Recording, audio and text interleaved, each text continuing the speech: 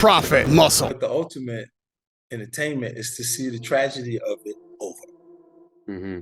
Is why when things are not going well, like if you look at the present moment, the things that's going on with Kanye, the news of who's removed himself from doing business with him required no press release.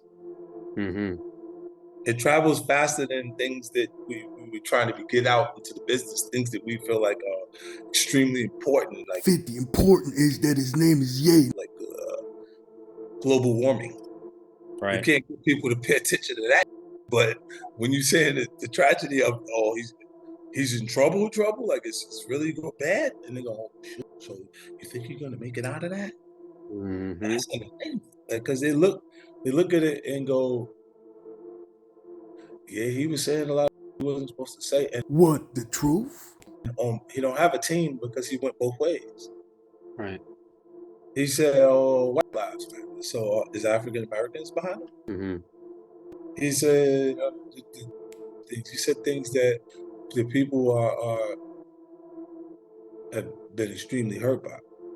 Like you get phone calls from people that Phone calls from people from the industry who controlling you? They tried to lock me up. I said, oh, shit, maybe we build things cool off and we build the school in Houston. Right? Because he was talking about having designs for the Donda School. And I'm like, how could building a school at any point be a negative thing? Right. Right? But at the point, the people are so hurt by it that I get phone calls from people that are pretty close to me. You know what I'm saying? And they going, you would build a school with that idiot? He said this is not. And I'm like, I couldn't believe she went into detail about the things that he was saying because she was actually hurt by her friend. She has relatives that died in those scenarios. Mm-hmm. And I go, all right. I wasn't intending to really build the school at the point that I'm saying it. I was saying, why not build a school? Right. That's what's bad about building a school. Yeah. And then you go, but the things that he said really, some people take direct offense to it when it directly has affected them by people in their bloodline dying under those circumstances. Mm-hmm. So you can't tell them how much passion to have for it. Like how far to go, what's enough. They don't think it's enough. You say it's okay, tapped him on it. And he's still doing what he was doing. Still thinks everything's fine. Like, yeah, the guys, I forgot his name. He said something about Sandy Hook, like it didn't the school. Alex Jones. Alex Jones. He got smoked. He got killed in court over that. Oh man. You know, when you see that, and then I go, uh-oh, because that's a direct comparison to the statements. Right. You know what I'm saying? Saying versus what actually happened, and they may be looking to see if you checked anybody or you said you knew what you were saying wasn't accurate. Right. Then there's intent and damage, different ways, and you know it don't even take people to financially support it because the legal fee, the lawyers. You know, I spent over $23 million in legal fees since I've had success in 2003. Over $23 million in legal fees. So when you say that you're successful or that you're rich in a different way, that money was just written off as expenses of business. You feel that? So a lot of people that take that deal. But it keeps anybody that publicly is someone that you know has deep pockets a target for any type of those type of situations when you say those things. 50, what things are you talking about? The truth will set you free. You know, one thing that's always interested me about this, you know, whether it's, you know, what's happening with Ye now, you know, the momentum of it, you know, first one domino. Snowball, right? It got crazy. And but the biggest deal happened, the biggest deal left at the end of it. Like small deals breaking down, people decide to move away. And then the bigger deal, it builds all the way up for it to break the bigger deal that's there because they stood a chance to make a lot of money together. You think Ye's going to have a hard time dealing with business from now on, dealing with manufacturers, companies, and all that? Yeah.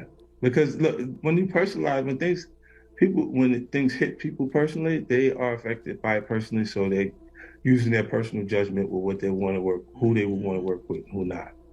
And when you say things that it affects people in a different way. Even when the boy, what's his name, came around in 6ix9ine, I was saying, if you got a problem, have a problem with the person you have a problem with. Don't have a problem with all of Chicago. What he's saying is really broad. So you really don't know who you started beef with just now. Right. Like, who really is affected by it and feel and dislikes you for saying that and saying, I'm just tired of you being around here anyway. Yeah. That's what this 48 laws of power say. Don't offend the wrong person. Okay. Yeah. And it don't take much. People in positions that they can block what you got coming. Seeing him be slightly uncomfortable with the success I'm having. When you watch the whole Kanye thing play out, what are your thoughts on sort of the monolith? I think he's in a dangerous area. You know what I mean? Like, not too many. I think, look, I'll forgive him for the things that he said because I already identified with something's going on that I don't understand now. So if you don't understand him, how can you forgive him? 50 Cent, he's a pretty intimidating guy, so I'm not really trying to go to war with 50 Cent. I just want to put out my album if it's okay. 50 Cent has been quoted as saying that if your album should outsell his, he will never make another album ever again.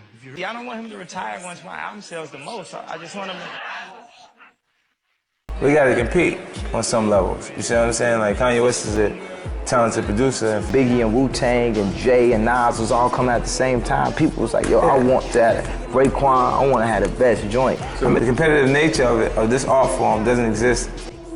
Look, I'm glad I can end this video with a smile of both of them. I'm not infuriated at 50 because I know he's a worldly man. And as the Bible says, if you're friend of the world, you're the enemy of God. This just shows that 50's being controlled by the industry. What's up, it's Christina Milian. Have a great fight for Prophet Muscle.